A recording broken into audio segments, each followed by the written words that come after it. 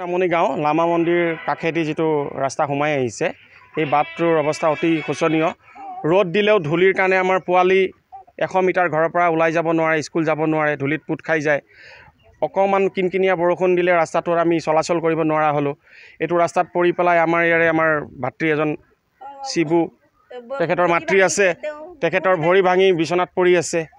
তাৰ উপৰি ইয়াতে আজি 25টা বছৰে অবৈধ মাটি খনন চলি আছে। এটা বৃহৎ এলেকা চৰকাৰী ভূমি তাতে গাঁত খান্দি গোটেই বিনষ্ট কৰিছে, বনাঞ্চলৰ পৰিৱেশ বিনষ্ট কৰিছে। এই বিষয় লৈ আমি কেইবাবাৰো মুখ্যমন্ত্ৰী মহোদয়ক ইমেইল যোগে পত্ৰ দিছিলোঁ, বন বিষয়াকো দিছিলোঁ আৰু পৰিমল শুক্লবৈদ্য ছাৰক তেখেতকো আমি এখন পত্ৰ দিছিলোঁ। তেখেতে একশ্যন লৈছিলে। লোৱাৰ আকৌ কিছুদিন পিছত 15 দিন 1 মাহ পিছত আকৌ পুনৰ আকৌ অবৈধ মাটি খনন চলিছে। আৰু যিদৰে তেওঁ মাটি খনন ইয়াতে চলাই আছে এইটো গ্ৰহণযোগ্য নহয়। বন বিষয়াকো জনাইছিলোঁ, আহে দুদিনমান ব্যৱস্থা লয়, পুনৰ আকৌ সেই একেই আৰম্ভ হয়। গতিকে আমি চৰকাৰক, আমাৰ মাননীয় মুখ্যমন্ত্ৰী মহোদয়ক আৰু আমাৰ জিলা উপায়ুক্ত মহোদয়, চক্ৰ বিষয়া তেখেতক আমি দাবী জনাম যে আমাৰ এই ৰাস্তাটো অতি সোনকালে বনাই দিয়া ব্যৱস্থা কৰক আৰু অবৈধ মাটি খননকাৰীক তেওঁলোকে আইনগত ব্যৱস্থা লওক। আমাৰ এইটোৱে দাবী।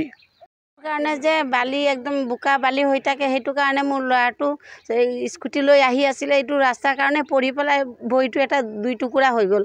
সেইটো কাম কৰা ল'ৰা হয়, এতিয়া ঘৰতে বিচনাতে পৰি আছে। এতিয়া আমাৰ বহুত অসুবিধা হৈ আছে। সেইকাৰণে ৰাস্তাটো যে ভাল হ'ব লাগে, বহুত অসুবিধাত আছোঁ আমি।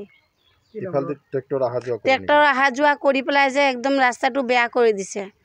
সেইটো কাৰণে চৰকাৰৰ ওচৰত অনুৰোধ কৰিছোঁ যে ৰাস্তাটো আমাক ভাল হ'ব লাগে।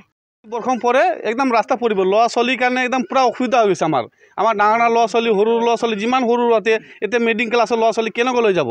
আপোনালোকে এটা চিন্তা কৰক। আপোনালোকে যদি আহিছে, যদি চব মিলি পেলাই আমাৰ ৰাইজৰ যিমান আছে মহিলাকেইটা চব আহি পেলাই ৰাইজৰ ৰাস্তা কাৰণে লাগে। আমাৰ যিমান চৰকাৰ আছে আমাৰ নিমন্ত্ৰণ কৰিছোঁ, আমাৰ ৰাস্তাটো বনাই দিয়ক। এই আজিলৈকে ৰাস্তা একদম হোৱা নাই, চব ৰাস্তা গোটেইখিনি হৈ গ'ল, আমাৰ এইটো ৰাস্তা হোৱা নাই। ট্ৰেক্টৰ চলে, এতিয়া ইমান ট্ৰেক্টৰৰ বহুত দিগদাৰী আছে। বিষয় ট্ৰেক্টৰ চলে ইয়াত, একদম ট্ৰেক্টৰৰ মতলব নক'ব আৰু। ট্ৰেক্টৰ চলি পেলাই ৰাস্তা বেয়া যায়। এতিয়া গাড়ীবোৰ ৰাস্তাটো চাওক নাই, একেবাৰে ৰাস্তাটো পূৰা বেয়া হৈ গৈছে, পূৰা দূৰলৈকে ৰাস্তা হৈছে। গাঁও কোনো গাঁও ভাল নহয়। আমাৰ ৰাস্তাৰ কাৰণে ৰাস্তাটো বনাই দিয়ক, ৰাস্তাটো ভাল লাগে আমাক। সেইকাৰণে আপোনালোকক অনুৰোধ জনাইছোঁ। বাছ, নমস্কাৰ।